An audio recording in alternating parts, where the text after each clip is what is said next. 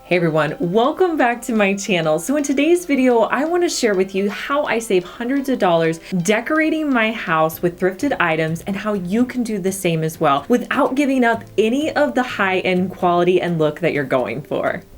I love shopping at the thrift store, and furniture is one of those great items to find at the thrift store. Not only can you find high quality wood pieces, but the pieces are just really inexpensive. So I was so excited to find this coffee table. You guys know that this bevel detail is so in right now. It's so popular. So when I saw it on a coffee table at the thrift store, I was excited, and you won't believe how much it was. It was only $12. So I picked it up right away. So the first thing I like to do with any thrifted piece is actually put it in the space to visualize how it's going to look in my space and to determine what color I want it to be and all of those things. So I put the coffee table in my living room. And I realized once I put it in there, it fit as far as width, but it was way too high. So I needed to cut off 5 inches from this coffee table. So we measured each of the coffee table legs and cut off 5 inches from the bottom.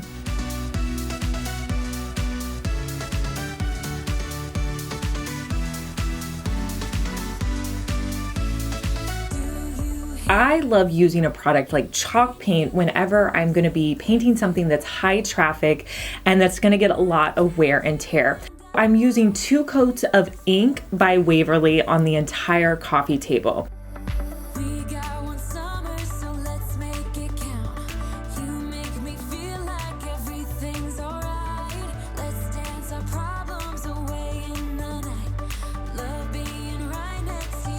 I also used a roller brush on the top to just give it a really smooth finish. Now, if you only had a brush, that would work as well, but I think it really helped to make a nice clean finish on the top. Once it has a chance to dry on things that are going to get a lot of wear and tear, I know my kids are gonna have their feet on here. I wanted to make it nice and sealed. So I'm gonna be using a water-based sealer on the entire coffee table.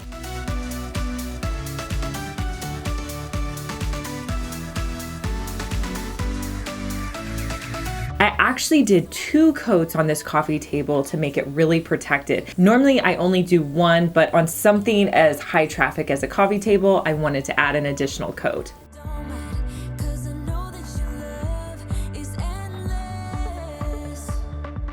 So you guys remember those little 5 inches of legs that I cut off? Well, I tell you that I love using everything. And when I saw these, I'm like, these would make a really cool little stand for the coffee table. I took those legs as well as a wood tray that I had thrifted a while back. I created a little pedestal just by configuring them so that they all fit together.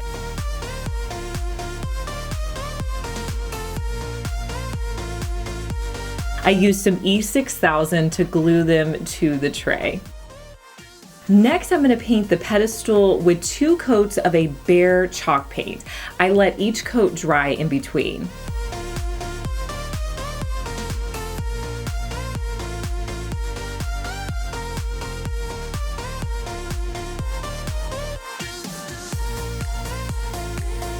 Next, I went in and styled these pieces on my new coffee table. And here's a look at how everything turned out. And this all started with a $12 coffee table.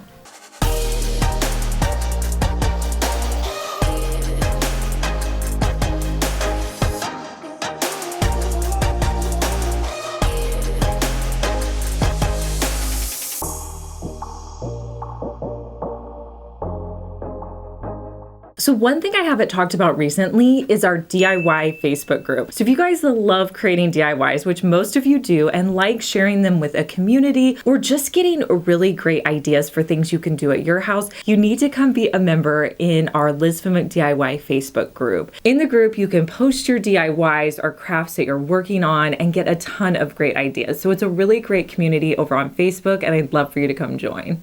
So recently I redid my bedroom. I will link that video down below so you guys can check it out. But I've had my eye out on something at the thrift store that I could use to make ottomans, because I had this idea that I wanted 2 fabric ottomans at the base of my bed. When I walked into my thrift store and found these Ottomans that were really in like brand new condition, they were $18 each, which is a little high, but they were just in such good condition. All they needed to be was recovered. I had to grab them. So whenever I need fabric for a project, I like to go to Joann's. I feel like they have pretty good deals. And I found this nice blue fabric.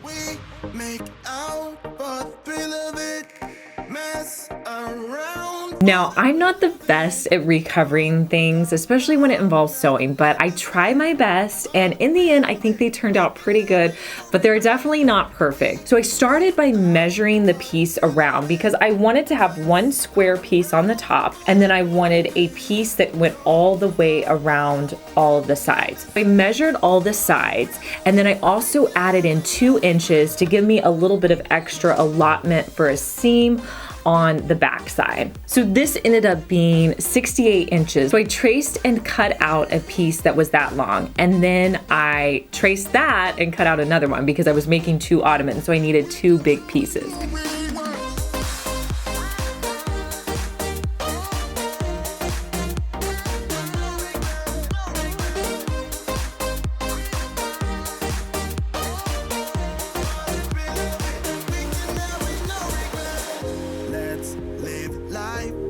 Regrets, girl, put your faith in me, even though we just met.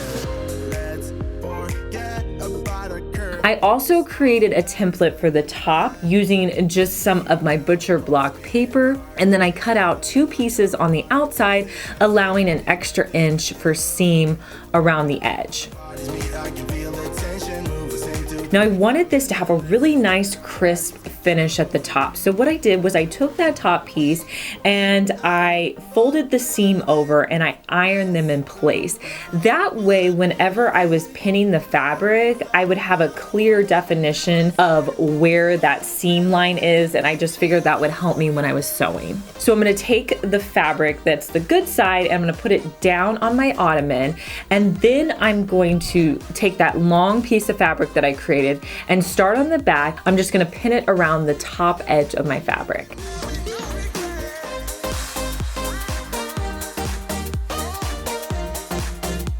Next, I'm going to sew that top layer in place. I'm also going to sew down the seam at the back.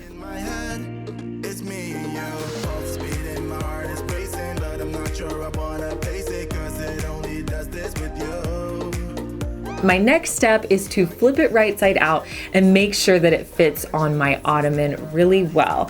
I lucked out that they did fit really well. And then I decided that I wanted to use my staple gun to hold them in place. So I took the fabric and made sure it was nice and tight on the sides, that there wasn't any seams or anything. And then I used my nail gun to nail it in place on the bottom. If your nails don't go in all the way, just use a hammer to tap them in place. And I repeated this with both of my Ottomans. Now they're not perfect, but I think they look great at the bottom of my bed, and I saved a ton of money doing them myself.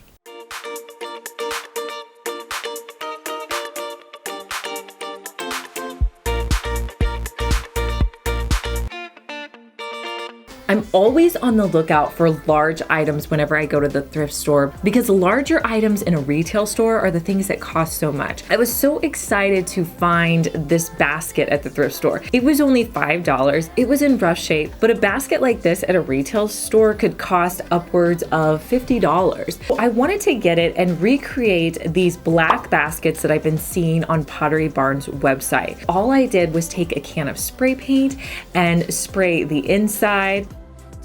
I also sprayed the outside.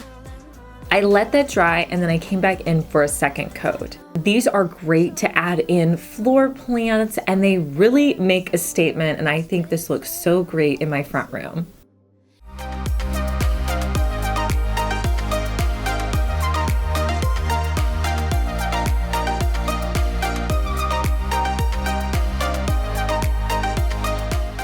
So if you've been following me for a while, which if you haven't, thank you so much. You may remember when I picked up these stools from Habitat for Humanity for just $5, and I did this fun farmhouse design on it. Now, if you want to see this video, I'll link it for you down in the description box so you can go check out how I made these. I have to tell you, I do like changing up my decor quite a bit, and so I was ready for a change with these stools. So I wanted to do something totally different. So I started by stripping off the paint on the stool. I grabbed a paint stripper from Walmart, and the directions said to kind of paint it on and let it sit for 15 minutes. So that's exactly what I did.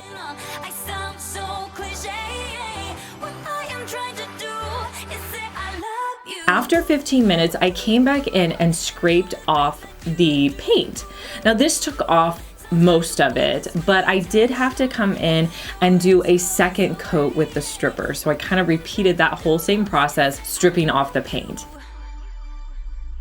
You don't know how I shiver inside. Doesn't show, but my nerves. I wiped off most of the stripper, and then I came back in with mineral spirits just to kind of get all of the gunky stuff off of it. Now this removed most of the paint, but I still had some more paint and some more finish on there. So I went in with my orbital sander and sanded it completely.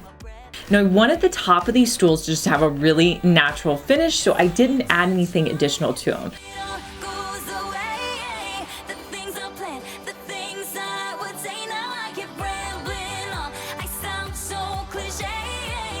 With the legs, I came in with a chalk paint because, again, chalk paint just holds really well. These stools get a ton of wear and tear from my kids, so I'm going to be using 2 coats of a bare chalk paint on these stools, making sure that I coat them really well.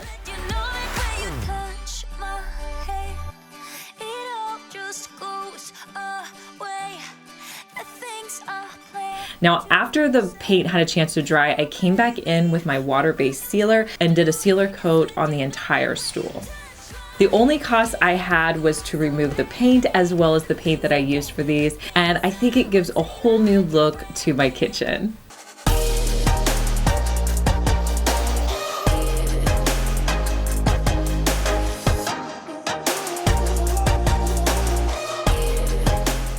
You guys will have to let me know if you like the farmhouse stools or the updated stools down in the comment. I'd love to know your opinion. So I want to give a shout out to our all access Patreon members. If you're new to my channel, make sure that you subscribe. I post 2 DIYs here each week and I don't want you to miss out. And I will talk to you guys in our next one. Bye.